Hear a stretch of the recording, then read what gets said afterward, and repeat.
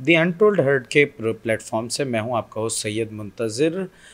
Usually हम अपने इस प्रोग्राम के अंदर उन टॉपिक्स के ऊपर डिस्कस करते हैं, उन टैबूज़ के ऊपर डिस्कस करते हैं कि जिन टैबूज़ के ऊपर उमूमन बात कम की जाती है। बहुत सारे ऐसे टॉपिक्स हैं कि जिसके हवाले से अवेयरनेस प्रोवाइड करने की ज़रूरत है और हम उन्हीं टॉपिक्स के ऊपर ख़ास तौर पर काम करते हैं। बिला किसी ताख़ीर मैं अपने टॉपिक की तरफ आना चाहूँगा और अपने गेस्ट से अगर आपको इंट्रोडक्शन करवाऊँ तो बहुत अच्छे स्पीकर हैं और ख़ासी जो है वो गिरफ़ रखते हैं अपने टॉपिक्स के ऊपर, या जो भी टैबूज़ डिस्कस किए जाते हैं उनके ऊपर अच्छी खासी गिरफ़ मज़बूत है। मेरे साथ स्टूडियो में मौजूद हैं, हम उन्हीं की तरफ चलते हैं। हमारे गेस्ट मौजूद हैं। अस्सलाम वालेकुम। वालेकुम सलाम। कैसे हैं आप? ठीक हैं? अल्लाह का शुक्र, ठीक ठाक। आप बताइए। अल्हम्दुलिल्लाह। अगर मैं बात करूं करंट सूरत हाल की और सिनेरियो की, तो उसमें बहुत सारे टॉपिक्स ऐसे हैं कि जिनके ऊपर काम करने की ज़रूरत है। ऐसे ही एक टॉपिक आज हम आप के साथ जो है वो लेकर स्टूडियो के अंदर हाज़िर हुए हैं। बेसिकली अगर टॉपिक की बात की जाए तो वो मेरे हिसाब से पाकिस्तान से ज़्यादा बाहर देखा जाएगा, क्योंकि बाहर का इशू है। इंटरनेशनल लेवल पे अगर बात की जाए तो वो इशू है। अगर बात की जाए ख़ास तौर पर टॉपिक की, तो हमारा जो आज कोर टॉपिक है वो है ओवरसीज़ या फॉरेनर्स, उनके जो मसाइल हैं उनके ऊपर, जो भी मसाइल हैं रेलिवेंट। मैं अपने व्यूअर्स के और आपके दरमियान हायल नहीं होना चाहता। मैं सवाल करता हूँ कि मेरा जो पहला कोर सवाल है आपसे करंट सिनेरियो के अंदर, वो ये है कि हम देखते हैं ऐसा है कि हर कुछ अरसे बाद ख़बर आ रही होती है या सर्वे शेयर हो रहा होता है कि इतनी तादाद जो है वो पाकिस्तानियों की मुल्क छोड़कर बाहर चली गई, इतनी तादाद जो है वो पाकिस्तानियों की चली गई, और इस तादाद में दिन ब दिन गाहे बगाहे इजाफ़ा हो रहा है। क्या वजूहात हैं? बेसिकली लोग पाकिस्तान छोड़कर बाहर क्यों जाते हैं? ये बहुत अच्छा सवाल है। स्टार्ट आपने बहुत अच्छा किया है कि लोग जाते क्यों हैं। सबसे पहले अगर वजह पे बात की जाए तो उसको बहुत अच्छे से हम क्लियर कर सकते हैं, उसको बहुत अच्छे से समझ सकते हैं, और फिर होता क्या है वहाँ जाके उसके ऊपर बात की जाए। सबसे पहले तो इशू ये है, देखें जो जा रहा है, अगर हम उसका एक छोटा सा सर्वे निकालें कि किस टाइप के लोग या किस टाइप की आबादी या जो जेंट्री जो है वो बाहर जा रही है, तो हमें अंदाज़ा होगा या तो लेबर बाहर जा रहा है या एक हमारा पढ़ा लिखा तबका बाहर जा रहा है। ये दो ठीक है। कैटेगरीज बहुत तेज़ी से मूव कर रही हैं। चाहे 2017, 18, 20 से आप रेशोज़ उठाएं, वो बड़े ही चले जा रहे हैं। हर साल जो भी फैक्ट्स आते हैं वो बहुत ज़्यादा आते हैं। अगर हम लेबर की बात करें तो लेबर का मतलब ये है कि अगर वो बाहर जा रहा है तो हार्डली वो पाकिस्तानी 1.5-2 लाख रुपए के लिए जा रहा है। ठीक है, इससे बिल्कुल। ज़्यादा उसकी सैलरी वहाँ पर नहीं होती। तो अगर वो सारे खर्चे निकाल के सब कुछ करके पाकिस्तान पैसा भेज के सब कुछ करके अगर एंड में सेविंग देखें तो वो हार्डली जो हमें एक नज़र आती है वो 30 से 40, 50 हज़ार रुपये सेविंग, जो कि शायद वो भी बहुत मुश्किल से होती है, क्योंकि बाहर भी लाइफ के अपने खर्चे होते हैं, घर भी आप भेजते हैं, घर भी चला रहे होते हैं। तो मतलब हाल ये है कि 30 से 40 हज़ार रुपये के लिए आपको मुल्क छोड़ के जाना पड़ रहा है, अपनों को, प्यारों को, अपने बच्चों को, अपनी लाइफ को आपको डिस्टर्ब करके 30 से 40 हज़ार रुपये। दूसरा जो तबका है वो एक पढ़ा लिखा तबका है, जिसमें डॉक्टर्स, इंजीनियर्स आते हैं।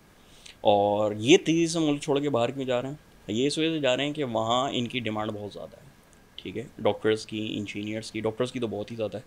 आप हर साल रिपोर्ट देखते होंगे कि डॉक्टर्स की तादाद में इजाफा पे इजाफा हुआ जा रहा है। और वो यूके जा रहे हैं, यूएस जा रहे हैं, यूरोप साइड जा रहे हैं, और इजीली उनको पीआर भी मिल रही है। उसका रीज़न ये है कि वहाँ पे एक जो पूरा प्रोसीजर होता है हेल्थ का, वो बहुत डिसिप्लिन है। अगर आपको कोई इशू या बीमारी है तो आप उसी के जनरल फिजिशियन को या उसी डॉक्टर को आप रिकमेंड करेंगे, दिखाएंगे। ऐसा नहीं है कि आप किसी के पास भी गए और वो हो गया। तो उसमें ये है कि आबादी के हिसाब से उनके पास इन शॉर्ट डॉक्टर्स और इंजीनियर्स कम हैं, और इसलिए वो ईज़िली इन दो कैटेगरीज़ को बुला लेते हैं सैलरीज़ के ऊपर। अब जो वहाँ के लोग हैं, जो वहाँ के डॉक्टर इंजीनियर्स हैं, वो ज़ाहिर सी बात है हाईली सैलरीज़ मांगते हैं। हमारे वाले उनके कंपैरिजन में कुछ लो पे जाते हैं, जो कि पाकिस्तान से बहुत ज़्यादा हाई होती है। लाइफस्टाइल चेंज हो जाता है। तो ये एक रीज़न है मुल्क छोड़ के बाहर जाने का। और तेज़ी से इस तादाद में इस वजह से इजाफा हो रहा है कि जॉबलेस जो हमारे यहाँ सिचुएशंस हैं, कंपनीज़ का बंद होना या हमारे यहाँ इन्फ्लेशन का हाई होना, तो ये कुछ 2-3 सिचुएशंस को हम कह सकते हैं कि जो कि तेज़ी से आवाम को मजबूर कर रही हैं इस मुल्क को छोड़ के जाने के लिए।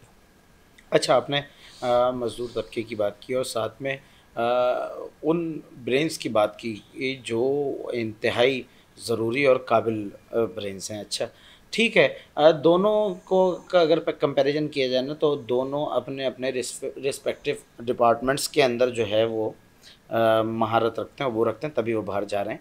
आपने पे स्केल की बात की कि जो लेबर तबका है वो तकरीबन 2 से 2.5 लाख रुपए पाकिस्तानी पे जा रहा है। ये एवरेज है कि ये जो है ना वो कॉमन रेशो ये निकल रहा है सैलरी का, पे स्केल का। अगर मैं इसके पस मंज़र पे जाके बहुत ही छोटा सा आपसे मुख्तसरन इसका कंक्लूजन मांगूं कि जो बंदा 2 से 2.5 लाख रुपए पाकिस्तानी पे जा रहा है, जो कि सेव 50,000 रुपये कर रहा है सारी चीज़ों को निकालने के बाद, वो यहाँ से खर्च कितना करके जाता है, इसके बारे में थोड़ा बताएं। डिफरेंट कंट्रीज़ के हिसाब से डिफरेंट रेशोज़ हैं। देखें, लेबर तबका ज़्यादातर मिडिल ईस्ट से जाता है। अब कॉमन बात हो रही है आसान, क्योंकि पे हाँ। स्केल की हमारी जो बात हुई वो कॉमन ये एक एवरेज है। जी। अगर हम डेप्थ में जाएंगे तो फिर तो पॉडकास्ट बहुत ही लंबा हो जाएगा और फिर रिसर्च भी खुल के एक एक कंट्री के हिसाब से करनी पड़ेगी। जैसे फॉर एग्जांपल यूरोप की अलग है, ऑस्ट्रेलिया की अलग है, यूके साइड अमेरिका अलग है, बिल्कुल ऐसे ही। और तो एक जनरली हम बात करें, लेबर ज़्यादातर जो जा रही है वो जाती है मिडल ईस्ट की तरफ, और मिडल ईस्ट में जो सैलरीज़ हैं वो कुछ इसी तरीके से। अब यहाँ पे ख़र्च करने के लिए डिफरेंट है। अब आप जैसे जिस कंसल्टेंट के हत्थे लग जाए, कोई आपको जो है वो 3-4 लाख 5 लाख में भी भेज देता है कंट्री के हिसाब से, और कोई आपका मेडिकल और ये सारी चीज़ों को देखते हुए 8-10 लाख रुपए भी ले लेता है। तो अगर हम एवरेज देखें तो ये मेडिकल, टर्म्स, कंडीशंस, इंश्योरेंस, ये सब मिला के एवरेज 7-8-9-10 लाख रुपए लग रहा है बंदे का एक एवरेज लेबर का बाहर जाने के लिए। कि जो किसी से, जाहिर सी बात है, उसके पास अगर इतना होता तो बाहर नहीं जाता, तो उधार करके कुछ करके किसी तरीके से कुछ अपने एसेट्स को सेल आउट करके वो बाहर मूव करने की कोशिश करता है, और फिर बाहर जाके थोड़ा थोड़ा करके उसको उतारने का उसका एक माइंडसेट होता है कि यार इस तरीके से उसको हम कंपनसेट करेंगे। तो एवरेज जो है वो भी ये है कि हम इसको 5 to 10 lakhs के इन बिटवीन ले सकते हैं डिफरेंट कंट्रीज़ के हिसाब से। चलें, मैं अपने व्यूअर्स को बताता चलूँ कि 2 टॉपिक्स जो हैं वो इसी प्रोग्राम के शुरू के 5 और 6 मिनट में ही आ गए हैं। एक तो आपने सुन लिया आज खुद मेडिकल इंश्योरेंस का, और दूसरा जो है वो कंसल्टेंट्स, जो ये माफिया, अगर मैं हम इसको कहें तो ये गलत नहीं होगा। ये इंशाल्लाह अगर आप चाहते हैं कि इस पर भी पॉडकास्ट किया जाए तो कमेंट में जो है वो अपनी राय का इज़हार कीजिएगा। अच्छा, फॉरवर्ड हम चलते हैं और इस पे बात करते हैं कि अगर नंबर्स की बात कर ली जाए तो कितनी तादाद जो सर्वेज़ आते हैं डिफरेंट ऑथेंटिक सर्वेज़ के मुताबिक, कितनी तादाद पाकिस्तानियों की, मैं हम वतनों की बात कर रहा हूँ, पाकिस्तानियों की कितनी तादाद सालाना एनुअल हिसाब से जो है वो मुल्क को खैरबाद कह रहे हैं? तकरीबन अलग अलग स्टेट्स, अलग अलग मीडिया चैनल्स अलग अलग चीज़ें रिपोर्ट्स करते हैं, लेकिन एक ऑन एवरेज भी देखें तो हर साल इसमें इजाफा हो रहा है। और अब अगर हम इसको साल वास काउंट करें मिनिमम साइड रख के भी, तो ये तकरीबन 2 से 3 लाख के दरमियान का एक फ़िगर है कि जो कि हर साल ये फैमिलीज़ या इतनी बड़ी तादाद जो है वो लेबर्स की और लोगों की इंडिविजुअली वो मुल्क को खैरबाद कह रही है। चलें, ये एक स्टेट्स शेयर हो गए, हम कोशिश करेंगे कि डेटाबेस के जो रिसोर्सेज हैं, सोर्सेज हैं, वो भी प्रोवाइड करें साथ में। अच्छा, अगर मैं बात करूं कि ये तादाद, एक बड़ी तादाद बताइए आपने कि 2 लाख, 2.5 लाख, 3 लाख भी, भले से 1.5 लाख भी, 1.5 लाख बंदा भी अगर सालाना 365 दिन में पाकिस्तान को खैरबाद कह रहा है, तो उस खुद ये साइन जो है वो इंतहाई तशवीशनाक है कि ये ऐसा क्यों हो रहा है। इसकी वजूहत पे आगे आते हैं।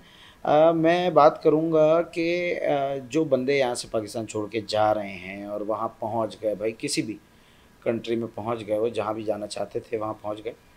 अब जो पहुँचने के बाद जो उन्होंने ग्रीन गार्डन्स देखे हुए हैं, हरे बागात, सब्ज़ बागात देखे हुए हैं, उनकी दरअसल हकीकत क्या है? बेसिकली जो कोर सवाल है इसके पीछे वो ये है कि वहाँ पहुँचने के बाद उनको क्या डिफ़िकल्टीज़, मसाइल जो है वो फेस करने पड़ते हैं।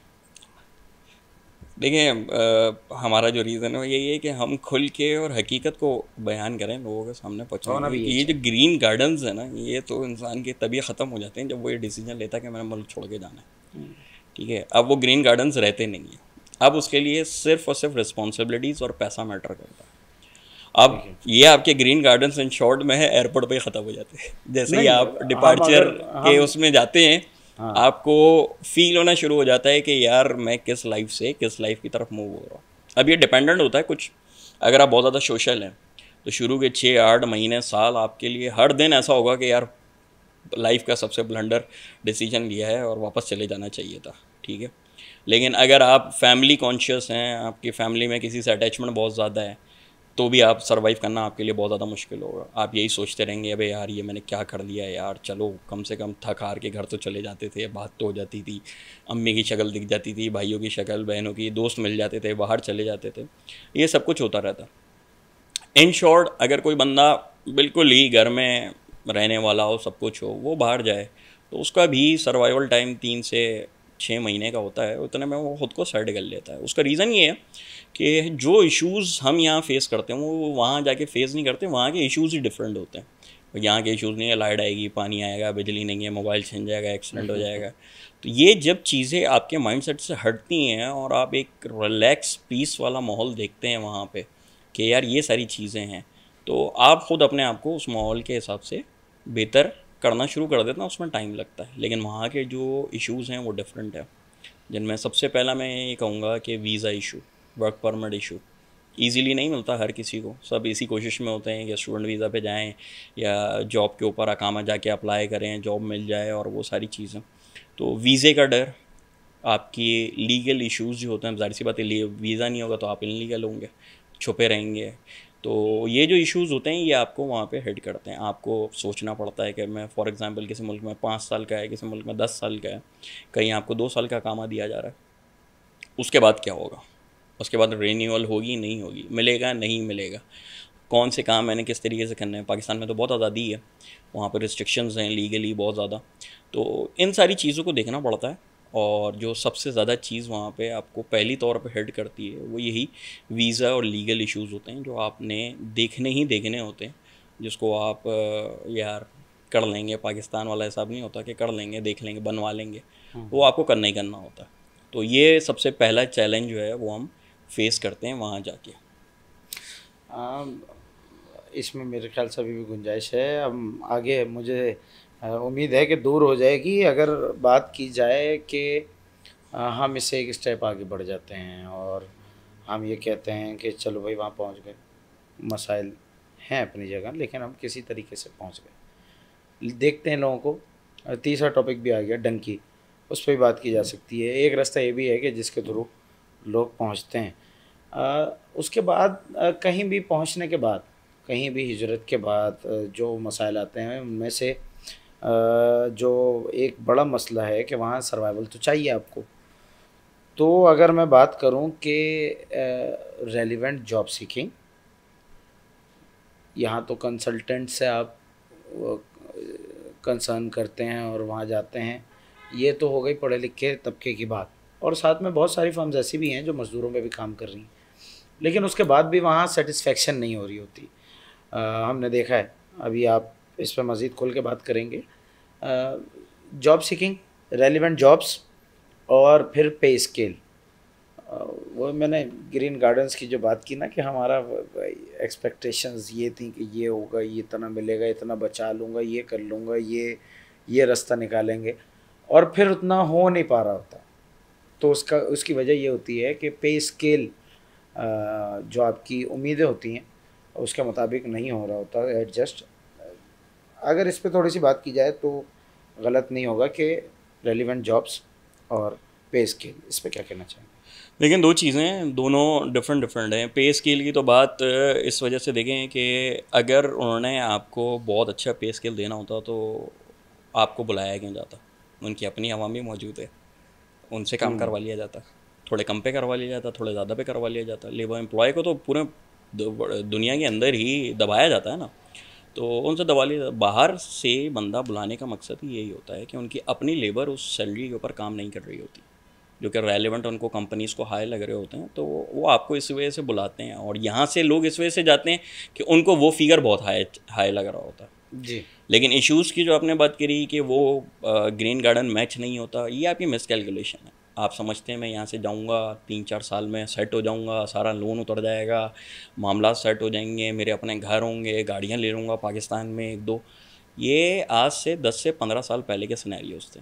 इस वक्त आप कुछ भी उठा के देख लें, कोई भी, चाहे आप अमेरिका उठा लें, कनाडा उठा लें, यूरोप साइड उठा लें, इटली, फ्रांस, जापान, मतलब स्टेबल कंट्रीज़ उठा लें आप, या मिडिल ईस्ट उठा लें, इस वक्त सबकी इकोनॉमीज़ ख़तरे में, सारे मुल्क इस वक्त परेशान हैं। सब जगह कहीं फेड कट, कहीं स्टॉक मार्केट्स का क्रैश, कहीं जंगें, कहीं कुछ, हर चीज़ इम्पेक्ट कर रही है। और वो वाली सूरत हाल नहीं है कि मैं आज से जो पहले 15 साल 20 साल पहले था कि मैं जाऊंगा 4-5 साल में 10 साल में सेट होकर वापस आ जाऊंगा। आपको खुद सेट होने में 5-10 साल लग जाते हैं। तो ये एक बहुत बड़ा इशू है जिस पे आप पूरी एक प्रॉपर रिसर्च करके जाएं। देखें, आपने एक बात करी कंसल्टेंट की, उसका काम ही है भेजना यहाँ से बंदे को बाहर। तो अगर आप उससे जाके बात करेंगे तो आपको सिर्फ और सिर्फ ग्रीन बागात की सैर करवाएगा बस, कि यार वहाँ जाके तो कोई प्रॉब्लम होनी ही नहीं है, ऐसे बनाने हैं कोई उसको होनी ही basically। नहीं है। उसका काम है, उसका काम है, हम वो उसको क्या कह सकते हैं, उसका काम है। गलती आपकी है कि आपने रिसर्च क्यों नहीं करी। नहीं, मैं यहाँ की बात कर रहा हूँ आपने कि काम तो है उसका, हाँ, लेकिन बहुत सारी केसेस पे ये भी देखा जाता है कि आउट ऑफ द बॉक्स जाके जो है ना वो बातें की जाती हैं, वादे किए जाते हैं कि ये भी है, ऐसा भी है, वैसा भी है, ये घेरने वादे, के लिए, बेसिकली घेरने के लिए कि यार बंदा किसी तरह से वो कटे। तो देखिए क्या ये अखलाकन गलत नहीं है हरकत? अखलाकन तो हम बहुत सारी चीज़ें गलत करते हैं, लेकिन ये वादे और एक्सपेक्टेशंस ही होती हैं जो आपको हर्ट करती हैं, जिस पे पूरा ना उतरने की वजह से आप जो है वो नुकसान उठाते हैं। बड़ा सिंपल सा उसका एक फार्मूला देता हूँ, आपने जहाँ पे भी जाना है, जहाँ पे भी जाना है, एक तो जाहिर सी बात है हर इंसान को इतनी नॉलेज होती है, वो 8-10 लोगों से उसके बारे में पर्टिकुलर, जी जी। मतलब कोई कंट्री सेलेक्ट कर लें आपने जहाँ जाना है, 8-10 लोगों से उसके बारे में कंटेंट से 8-10 लोगों से वो डेटा गैदर करता है। इसके अलावा जो लोग वहाँ मुकीम हैं, जो लोग वहाँ पहुँच चुके हैं, और उनसे भी बात की जाए और उनसे भी पूछा जाए कि यार क्या चैलेंजेस हैं। यहाँ से तो मुझे बस ये दिखाया जा रहा है कि इधर से टिकट लेके आप वहाँ बैठो और वहाँ आपको ग्रीन कैप के अंदर बढ़ाया जाएगा और होटल के अंदर 5 स्टार पहुँचाएंगे आपको, और फिर जॉब साल आपके के अंदर लिए, 2 गाड़ियाँ हैं। हाँ, जॉब आपके लिए रखी हुई होगी। और तो ये चीज़ है। दूसरी आपने बात की कि अगर हम इस पर रिसर्च कर लें, मतलब बात को कंप्लीट करते हैं, अगर हम इस पर रिसर्च करके जाएं तो वो जो एक्सपेक्टेशंस और जो वादे हमसे हुए होंगे ना, वो काफ़ी हद तक हमें यहीं क्लियर हो जाएंगे कि यार इतना इजी नहीं है, हमें वहाँ जाके हार्ड टाइम देखना पड़ेगा। दूसरी रही फील्ड की जॉब। फील्ड की जॉब सबसे मुश्किल काम है बाहर जाके, क्योंकि उसका सबसे बड़ा रीज़न है हमारा एजुकेशन सिस्टम। हमने एजुकेशन पे पहले भी बात करी हुई है, अगर किसी को देखना है तो वो जाके हमारा प्रीवियस एजुकेशन सिस्टम के ऊपर पॉडकास्ट देख सकता है। तो एजुकेशन सिस्टम हमारा जो है, अब क्या होता है कि अब जब आपकी एजुकेशन में आपने बाहर जाके फील्ड रेलेवेंट के लिए दोबारा पढ़ना है, MS करना है, ठीक है, MPhil करना है, उसके बाद फिर आप जाएंगे जॉब सीकिंग के ऊपर, तो वो एक ख़ुद मरहला मुश्किल है। पढ़ाई भी, फाइनेंशियल्स भी आपने अपने खुद देखने हैं, फैमिली भी सपोर्ट करनी है, ठीक है, और फिर आप इस काबिल बनेंगे कि आप रेलेवेंट फील्ड जॉब सीकिंग की तरफ जाएं।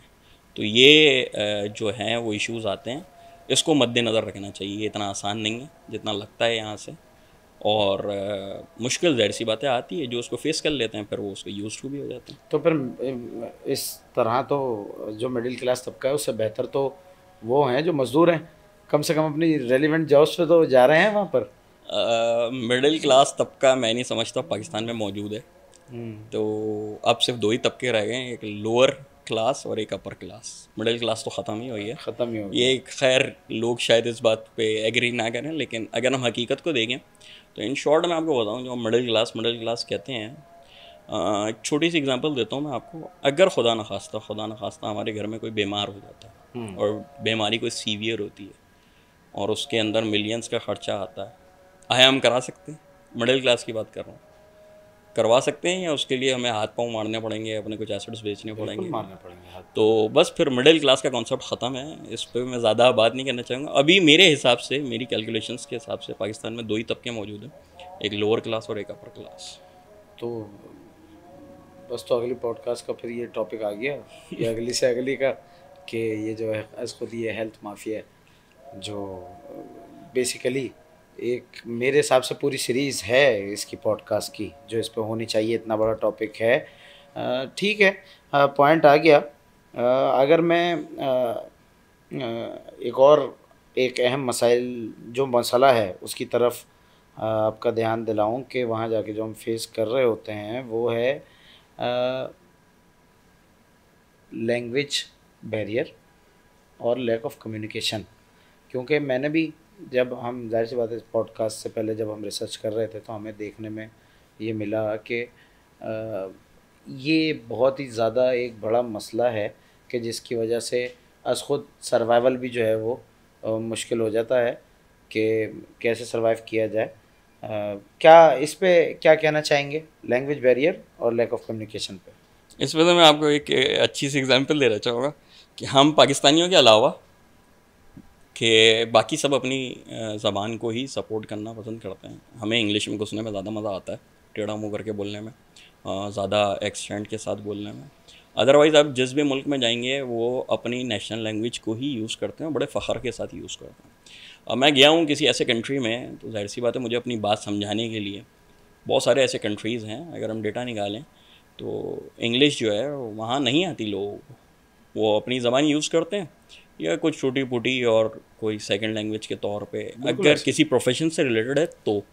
लेकिन ऑफिसेस और इसके अंदर तो आपको वहाँ की लैंग्वेज सीखनी ही सीखनी है। कम्युनिकेशन बैरियर रहेगा अगर आप नहीं सीखेंगे। तो ये आपकी एक स्किल्स के ऊपर बात आ जाती है कि आपकी एक स्किल आपको ऐड ऑन करनी पड़ेगी। आप अपनी स्किल जहाँ दूसरी स्किल्स ऐड ऑन करेंगे आप अपने आप को आगे बढ़ाने के लिए, सर्वाइवल के लिए, वहाँ एक मेन इम्पॉर्टेंट जो है वो आपकी लैंग्वेज होगी, कम्युनिकेशन होगी कि जो आपको बेहतर करनी ही करनी है। भाई तो इस हिसाब से बात की जाए तो मेरे बहुत सारे फ्रेंड सर्कल्स में लोग ऐसे हैं कि जो जर्मनी गए, उन्होंने जर्मन सीखी, यूरोप गए उन्होंने, यहाँ से ही यानी कि कोशिश करके गए। मुख्तलिफ सेंटर्स बने हुए मौजूद हैं यहाँ पर भी, जर्मन के भी और जो यूरोप की लैंग्वेज है उसके भी। लेकिन उसके बाद भी जो है वो वहाँ पर जब वो पहुँचे तो वो कहते हैं यार सिनेरियो बिल्कुल डिफरेंट है। यहाँ पर जो जैसे उर्दू है ना, उर्दू अदब सीख के चले गए आप, लेकिन जो आम कॉमन यूज़ हो रही है लैंग्वेज वो तो वो वाली उर्दू, खालिसतन उर्दू तो यूज़ नहीं हो रही ना माशरे में, स्लैंग। वो कहते हैं कि यार ये खुद इस पे जो है ना फिर वो एक लंबा टाइम जो है वो देना पड़ता है, यहाँ आके भी सीखना पड़ता है।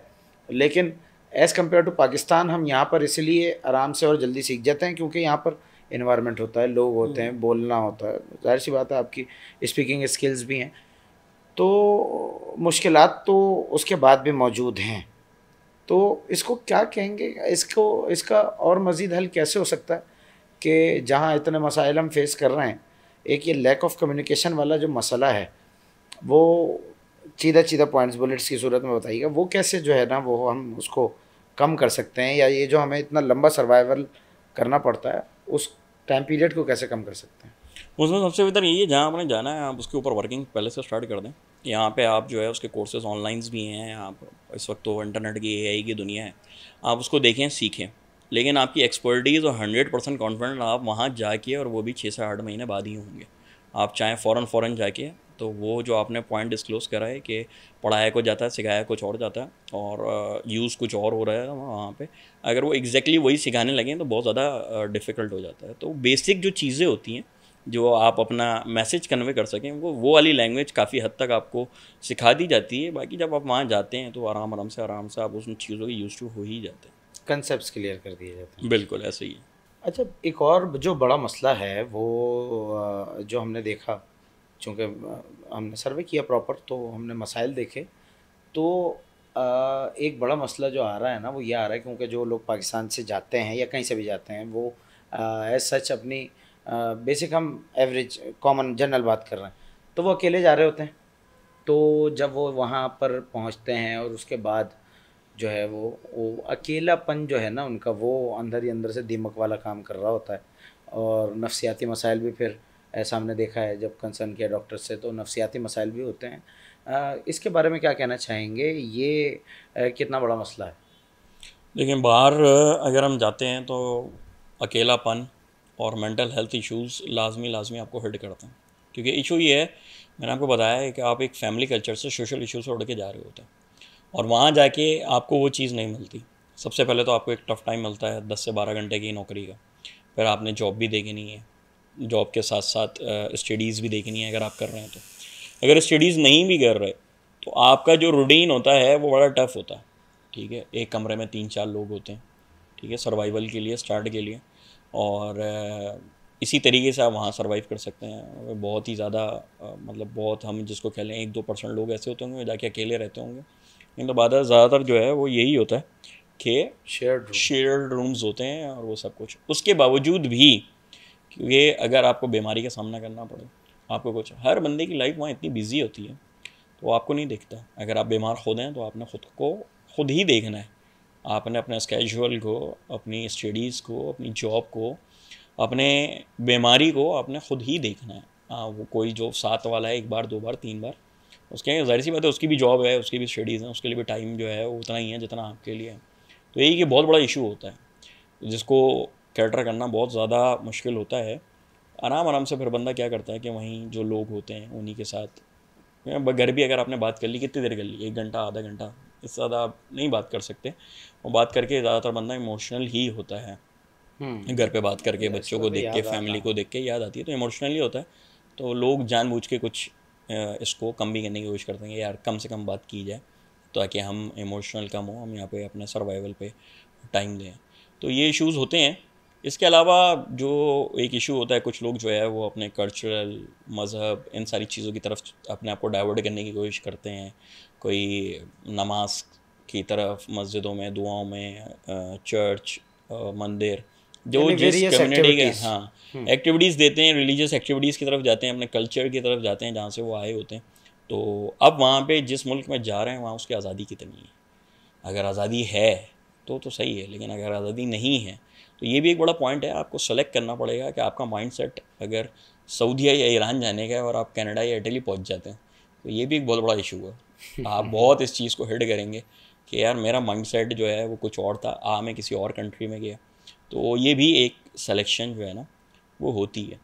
दूसरा, जो आपने मेंटल हेल्थ और इसकी बात करी, इस पर मैं एक अहम इम्पॉर्टेंट चीज़ के ऊपर थोड़ी सी रोशनी डालने की कोशिश करूँगा।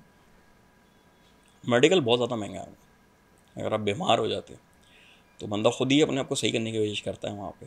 क्योंकि आप अगर बीमार हैं, जो लोग बाहर होकर आए हैं उनसे बात करें, वो आपको बताएंगे कि वहाँ ऐसा नहीं है कि वो एक ही डॉक्टर है वो सब कुछ देख रहा है। नहीं, वो आपको जनरल फिजिशियन के पास जाना पड़ेगा, वो आपको गाइड करेगा। अब उसका 10 दिन बाद नंबर आता है, 20 दिन बाद नंबर आता है, 25 दिन बाद नंबर आता है, और वो बहुत कॉस्टली होता है। ठीक है, उसको वो कंपनसेट करते हैं इंश्योरेंस से और उससे, लेकिन उसके बावजूद भी वो ओवरसीज़ के लिए कॉस्टली होता है। तो मेडिकल जो है वो बहुत ज़्यादा कॉस्टली है। एक मेडिकल और एक एजुकेशन, ये 2 चीज़ें बहुत ज़्यादा कॉस्टली होती हैं। तो इन चीज़ों को जब आप बाहर जा रहे हैं तो नज़र में रखते हुए जाइए कि मेडिकल, एजुकेशन बहुत ज़्यादा कॉस्टली होता है। और फिर मैं जो कमा रहा हूँ, ठीक है, वो किस हद तक कमा रहा हूँ, और मैं पाकिस्तान में जो कमा रहा था वो क्या कमा रहा था। तो उन सब चीज़ों को जब कंपैरिजन करके और थोड़ा सा आप सेटअप करके जाएंगे तो जाहिर सी बात है, मैं ये तो नहीं कह रहा कि वो बिल्कुल ही बाहर जैसे पैसे होंगे, बल्कि बाहर जैसे पैसे नहीं होंगे, यहाँ सुकून होगा, वहाँ पैसे होंगे। तो यानी कि आप प्रॉपर रिसर्च करके जाइए जहाँ भी जाना चाहते हैं वहाँ के बारे में, और ख़ास तौर पे वो जो आपने रिलेटेड एक्टिविटीज़ की बात की गई, तो मिजाज के मुताबिक जाए तो फिर तो अपॉर्चुनिटीज़ लिमिटेड ही हो जाती हैं। खैर, लाइटर नोट पे था ये, लेकिन हमारी ये भी बात हो गई कि मेडिकल एक्सपेंसेस जो हैं वो बाहर बहुत ज़्यादा हैं। पीआर के बाद ये मसाइल कम होते होंगे, लेकिन पीआर तक तो बंदा जो है ना वो फारिग हो जाए। बिल्कुल ऐसे ही। तो जैसे यहाँ पर कंसेप्ट है जनरल फिजिशियंस का, बिल्कुल, यानी कि हम कहते हुए गुजर जाएं तो ये गलत ना होगा। जनरल फिजिशियंस का कंसेप्ट जो यहाँ पर है वहाँ नहीं है।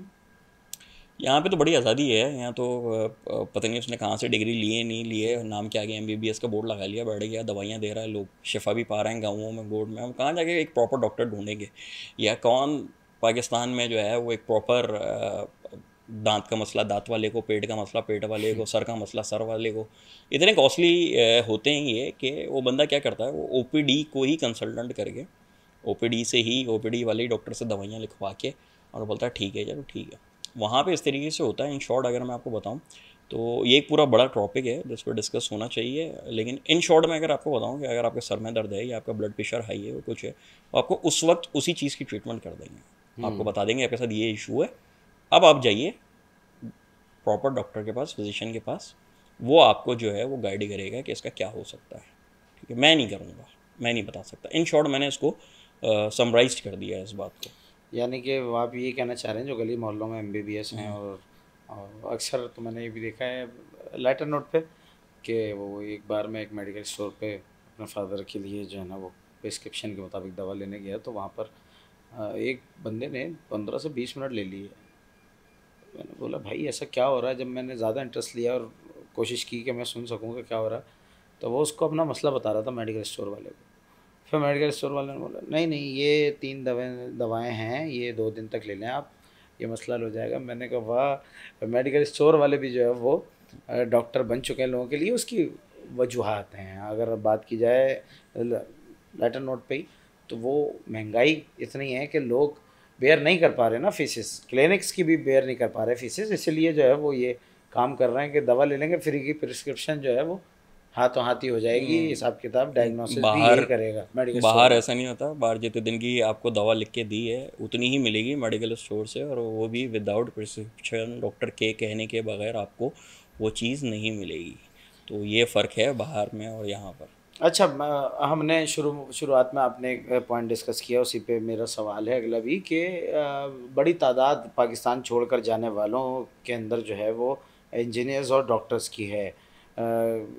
क्या है वजूहात, क्या हैं बेसिकली कोर, और जहाँ सारे डॉक्टर्स और सारे इंजीनियर्स पाकिस्तान से चले जाएंगे तो ये जो फिर यही होगा ना भाई, कोई ढंग का सिविल इंजीनियर नहीं है, तो यही होगा जो सारे भट्टों का हाल हुआ है अभी बारिशों के अंदर, और फिर जो मरीज़ों के साथ जो ट्रीटमेंट होता है, अक्सर ख़बरें भी आती हैं, स्कैंडल्स आते हैं।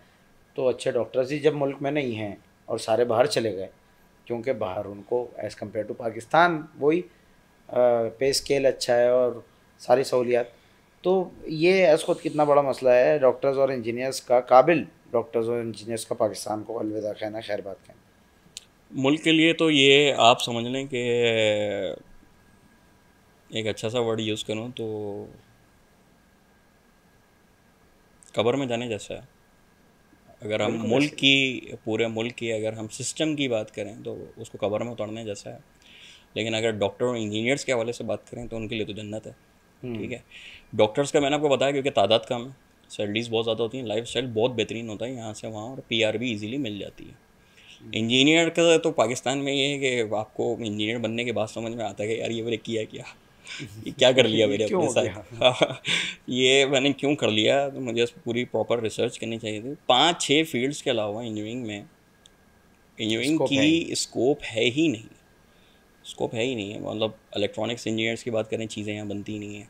ठीक है, और छोड़ें अब ये एक कहीं और जाता हुआ टॉपिक हो जाएगा। लेकिन इन शॉर्ट इंजीनियर्स की जो स्कोप्स हैं वो 4-5 हैं, और वो भी जिस तादाद में पढ़ाई जाती हैं उस तादाद में जॉब्स नहीं मिल पाती। तो ये एक सिनेरियो है बाहर जाने का। बंदा बोलता है यार मैंने 16-17 साल 18 साल पढ़ाई करी है, प्रॉपर पढ़ाई करी है, यूनिवर्सिटी से डिग्री ली है, और वो इतनी आसानी से नहीं मिलती। और डॉक्टर की तो बिल्कुल भी नहीं मिलती, इंजीनियर भी मुश्किल है, डॉक्टर भी मुश्किल है। उसके बाद भी अगर आपको 30-40 हज़ार रुपये की सैलरी दी जाए और उस पर भी आपको रात 8-8 बजे तक, 7-7 बजे तक काम कराया जाए, तो फिर उस इंजीनियर का बाहर जाना बनता है। अगर उसमें भी अगर मैं ये कहूँ कि उस इंजीनियर के पास नौकरी है तो ये सिनेरियोज हैं डॉक्टर्स और इंजीनियर्स के बाहर जाने के। चलें, पॉइंट आ गया। अभी फिलहाल कुछ अगर अता हो जाएगा तो इस पर मज़ीद बात करते हैं, लेकिन चूँकि हम मसाइल डिस्कस कर रहे हैं तो अस खुद एक मसला और जो मैंने इन डेप्थ जाके जब रिसर्च की तो फिर मुझे मेरे सामने आया कि एक बंदा जा रहा है, मैं जा रहा हूँ या आप जा रहे हैं, हम तो ओके हैं, हमारी बेसिक्स भी ओके हैं, हमारी मॉरल वैल्यूज़ भी ओके हैं, लेकिन जो आइंदा आने वाली जनरेशन्स हैं, सेकंड जनरेशन, थर्ड जनरेशन, उनके अंदर जो है वो ख़ासा गैप आ जाता है। वो उमूमन कॉमनली ये देखा गया है कि वो वहीं के कल्चर को अडॉप्ट करती हैं जहाँ पर होती हैं। क्या कहना चाहेंगे, फ्लॉस क्या हैं बेसिकली, क्या तरबियत उस तरीके की उस पैटर्न पे नहीं हो रही होती, या फिर मोरल वैल्यूज़ नहीं दी जा रही होती, या फिर बच्चों के अंदर खुद भी जो नई जनरेशन है उनके अंदर इंटरेस्ट कम होता है कि अपनी जो बेसिक जो जिसको मैं कहूँ ऑथेंटिक ओरिजिनल जो कोर मोरल वैल्यूज़ हैं उनको अडॉप्ट किया जाए। क्या है वजूहत, क्या है? देखिए, इसमें दो किस्म की चीज़ें हैं। तो ये जनरेशन बहुत फास्ट है, चीज़ें अडॉप्ट करती है बहुत तेज़ी से, बिलखसूस जेनजीज के बाद जो जितनी भी जनरेशन है, अल्फ़ा कह लें वो कह लें, बहुत तेज़ी से चीज़ों को जो है वो अडॉप्ट करते हैं। दूसरा इशू ये है कि आपको अगर कोई मुल्क बाहर बुला रहा है ना, देखें एक चीज़ आप सिंपल समझें कि अगर कोई आप पे इन्वेस्ट कर रहा है तो वो फजूल में नहीं कर रहा, उसके पीछे वो दिखाने के लिए तो एक पैसा है, लेकिन असल चीज़ आपका कल्चर, आपके सिस्टम को ब्रेक करना है। ठीक है, उसके मैं दो तीन आपको एग्जांपल्स देता हूँ। जैसे एक मर्द है, वो जाहिर सी बात है पूरी फैमिली को एकदम से नहीं लेके जा सकता, शादी करी, चला गया, 1.5-2 साल बेगम यहीं है। ठीक है, या वालदा आपकी जो कि बुढ़ापे में जिसको आपकी ज़रूरत थी, वालिद को बुढ़ापे में ज़रूरत थी, आप वहाँ, ठीक है, आप भले पैसे भेज रहे हैं, अच्छे पैसे भेज रहे हैं, लेकिन वो ज़रूरत पूरी नहीं होती। ठीक है, एमरजेंसी होती है कोई। ठीक है, शादियाँ तो चलें देख के रख ली जाती हैं, डेट्स फिक्स होती हैं, आप ऑफिस से छुट्टी ले लेते हैं, कर लेते हैं। इन केस ऑफ एमरजेंसी हो जाती है, किसी के घर में तबीयत ख़राब होती है, डेथ होती है, तो उस सिनेरियोज़ में फ़्लाइट नहीं मिल रही, दफनाना कब है, इंतज़ार हो रहा है, वो यूके से आ रहा है, वो यूएसए से आ रहा है, वो जी इतनी देर इंतज़ार कर लें, 24 घंटे बाद होगा, यूँ होगा। बहुत सारे ऐसे सिनेरियोज़ हुए हैं। हमारे एक दोस्त का भी एक ऐसा सिनेरियो हुआ था कि बेचारा हर तरीके से उसने फ़्लाइट कनेक्टिंग पकड़ने की कोशिश करी, लेकिन जब तक उसको कनेक्टिंग फ़्लाइट मिली, डायरेक्ट नहीं मिली, आया तो कब्र का आखिरी जो है वो स्लैब भी रख दिया गया था, और वो दाढ़े मार मार के यही रो रहा था कि एक आखिरी बार में शक्ल भी नहीं देख पाया। तो ये चीज़ें होती हैं। कभी कभार ऐसा होता है कि फैमिली आपको इन्फॉर्म तो कर देती है कि भाई तबीयत ख़राब है, लेकिन ये जीना मरना अल्लाह के हाथ में। आप मिल के गए, उसके बाद डेथ हो गई, अब क्या होगा, इंतज़ार कर लें, 24 घंटे बाद होगा, यूँ होगा। बहुत सारे ऐसे सिनेरियोज़ हुए हैं। हमारे एक दोस्त का भी एक ऐसा सिनेरियो हुआ था कि बेचारा हर तरीके से उसने फ़्लाइट कनेक्टिंग पकड़ने की कोशिश करी, लेकिन जब तक उसको कनेक्टिंग फ़्लाइट मिली, डायरेक्ट नहीं मिली, आया तो कब्र का आखिरी जो है वो स्लैब भी रख दिया गया था, और वो दाढ़े मार मार के यही रो रहा था कि एक आखिरी बार में शक्ल भी नहीं देख पाया। तो ये चीज़ें होती हैं। कभी कभार ऐसा होता है कि फैमिली आपको इन्फॉर्म तो कर देती है कि भाई तबीयत ख़राब है, लेकिन ये जीना मरना अल्लाह के हाथ में। आप मिल के गए, उसके बाद डेथ हो गई, अब क्या होगा। तो ये जो सिनेरियोज़ हैं ना, ये आपको वहाँ पे हिट करते हैं। दूसरा जो आपने फैमिली की बात करी है, फर्स्ट अच्छा, मैं जनरेशन। यहीं रोकूंगा, जनरेशन गैप से पहले चलें। ये तस्करा छिड़ गया है। इसमें एक और फैक्टर भी होता है कि अगर किसी ने ये वसीयत कर दी कि यार मुझे जो है ना पाकिस्तान में दफनाओ, वो तो वो तो चले गए, आगे के क्या मसाइल हैं, ज़रा थोड़ी सी इस पे ही ये बात कर ली जाए। Out out of the context सवाल है। और ऐसे सवाल ना फिर सोचने पे मजबूर करते हैं। देखिए, एक बाहर का पूरा प्रोसीजर है, आपके सारी चीज़ें चेक करी जाएंगी, वीज़ा ये वो सारी चीज़ें, उसके बाद प्रोसेस करने में 8-10 दिन 15 दिन बॉडी को पाकिस्तान आने में कहीं नहीं गए। ईजीली बता रहा हूँ कि कभी कभार कम भी हो जाता है, लेकिन एवरेज रखें तो 10 दिन कहीं नहीं गए। 10 दिन बाद फिर आप वो पाकिस्तान आती है बॉडी, फिर उसका सारी सूरत हाल होती है और वो सारी चीज़ें। तो वसीयत देख दाख के करें, सोच समझ के करें, तो ये चीज़ जो है ना वो हिट करती है। और ये सारी बातें फिर जब होती हैं तो आप तो चले जाते हैं, पर फैमिली सफ़र करती है।